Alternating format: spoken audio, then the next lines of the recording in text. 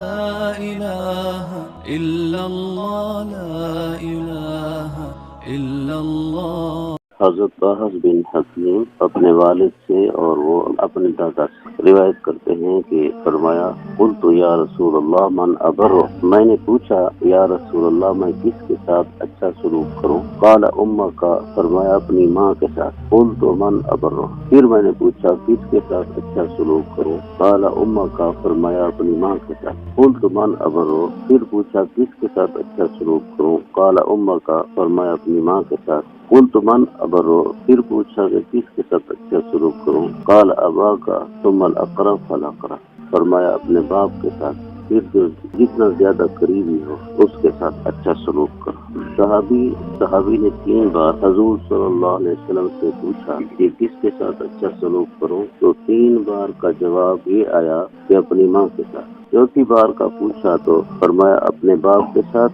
پھر جو جتنا زیادہ قریبی ہو اس کے ساتھ اچھا سلوک۔ ان سے معلوم ہوا کہ اگر خدمت کے اور حسن سلوک کے 4 حصے کیے جائیں تو 3 حصے ماں کا حق ہے اور 4تھا حصہ باپ کا حق ہے۔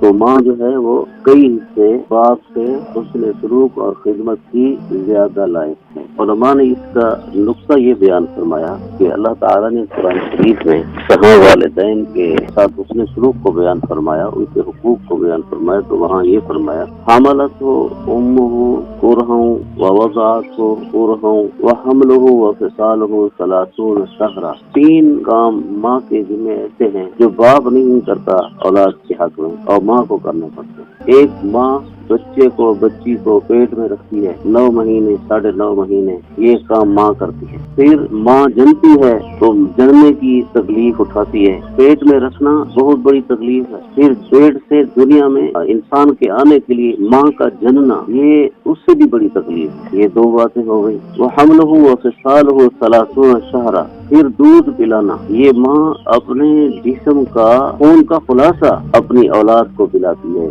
یہ 3 کام ماں کرتی ہے اور باپ تو صرف روزگار کماتا ہے، اپنی اولاد کے لیے اور بیوی کے لیے زندگی گزارنے کے لیے روزگار کماتا ہے۔ تو یہ 3 تکلیفیں ماں اٹھاتی ہے، اس لیے ماں کا 3 گنا زیادہ حق ہو۔ 4تھے نمبر پر باپ کو بیان فرمایا، پھر اور قریبی رشتہ دار جتنے زیادہ قریبی ہوں۔ معلوم ہوا کہ باپ اور دوسرے قریبی رشتہ دار یہ تقریباً حقوق میں برابر ہیں، البتہ باپ دوسرے رشتہ داروں سے پہلے ہے اور دوسرے رشتہ دار باپ کے بعد۔